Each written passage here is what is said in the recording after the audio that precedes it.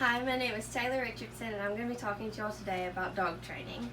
To begin, here are some pictures of my dog doing some basic tricks, sitting and laying down, and then some more complicated tricks that require more focus, like balancing a treat on his nose and holding it in his mouth.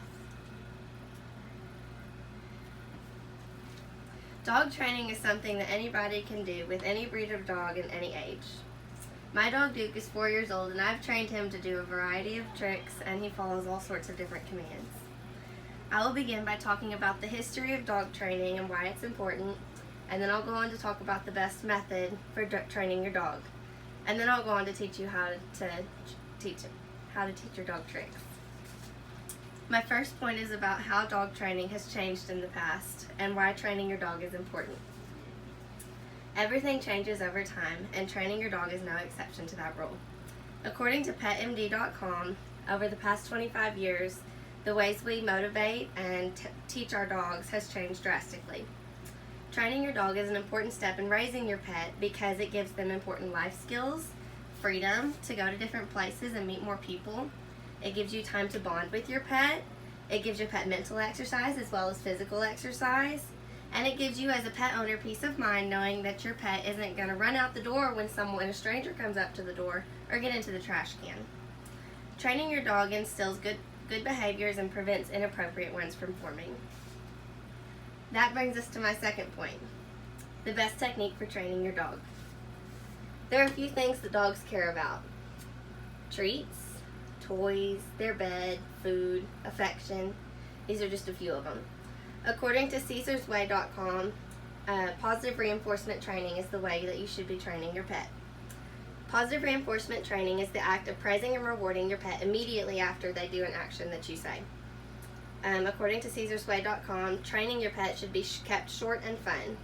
Dogs enjoy playing outside and getting affection, but their attention spans are short and they are easily distracted by things outside like squirrels or deer, or by things inside like their food or their toys.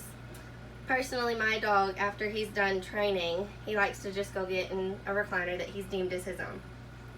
The goal of dog training is to get your dog to realize that good things come when they obey. Dog training should not be complicated.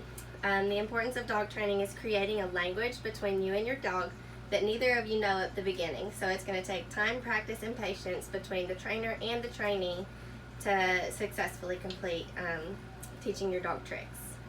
And it also takes consistency. You cannot tell your dog that he cannot get on the couch and reward him for not getting on the couch, and then later allow him to get on the couch and offer you affection. That's inconsistent and will just confuse your dog. According to Victoria Shade on PetMed.com, she said it's easier to add positive behaviors to your puppy's repertoire than it is to untrain negative ones, and that's why it's important to use positive reinforcement training. Finally, now that you know about the best method and why training your dog is important, we can talk about teaching your dog tricks.